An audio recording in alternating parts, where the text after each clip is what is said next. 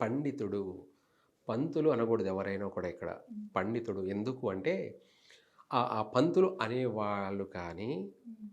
లేదంటే వాళ్ళ ఇంట్లో కుటుంబ సభ్యులంతా కానీ, లేదా సమాజం అంతా ఉన్నటువంటి సభ్యులందరూ కానీ, వీళ్ళతో పాటు మూగజీవాలని అని చెప్పుకోవచ్చు. కుక్కలు, పక్షులు, అనేక జంతువులు అన్నీ కూడా జీవించడానికి ఆ పండితుడు ఆ గ్రామంలో వాళ్ళందరూ బాగుండడానికి తను ప్రతిరోజు ప్రతినిత్యం గాయత్రి మంత్రాన్ని పఠిస్తున్నాడు. హ్మ్. దాన్నే ప్రాణాయామం.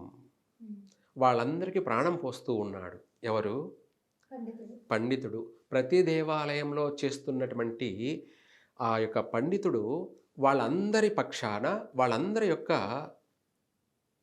బాగోగులు కోరుకుంటూ సుభిక్షంగా ఉండడానికి వాళ్ళ ప్రాణం, వాళ్ళ యొక్క జీవం, వాళ్ళ యొక్క రూపం ప్రశాంతంగా ఉండడానికి పఠించే మంత్రమే గాయత్రి మంత్రం. అలాగే మనము ఒక దేవుణ్ణి ప్రతిష్ఠ చేయాలన్నా అంటే దేవాలయం కడతారు, నిర్మాణం చేస్తారు. ఆ దేవాలయంలో ఉన్నటువంటి గర్భాలయంలో ఒక దేవుణ్ణి మనం ఒక రూపాన్ని ప్రతిష్ఠ చేయాలి. అది శివలింగం కావచ్చు, లేదంటే మహాగణపతి కావచ్చు, లేదా సుబ్రహ్మణ్య స్వామి కావచ్చు, లేదంటే అమ్మవారు కావచ్చు, లక్ష్మీదేవి, సరస్వతీదేవి, లేదంటే దుర్గాదేవి ఇలా ఒక్కొక్క దేవతలందరినీ కూడా మనం ప్రతిష్ఠ